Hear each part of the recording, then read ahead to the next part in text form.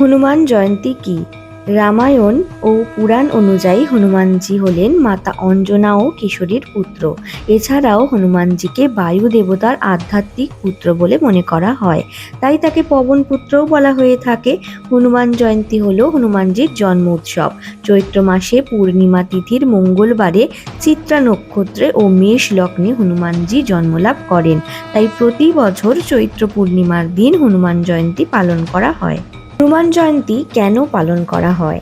ভয় ও বাধা দূর করতে, শনির দোষ বা কাল সর্পদোষ কাটানোর জন্য, শারীরিক ও মানসিকভাবে সুস্থ থাকার জন্য, আর নেতিবাচক শক্তি থেকে দূরে থাকার জন্য। সংকটমোচন হিসাবে যে কোনো বিপদ থেকে উদ্ধার লাভের আশায় হনুমানজির পুজো করা হয়।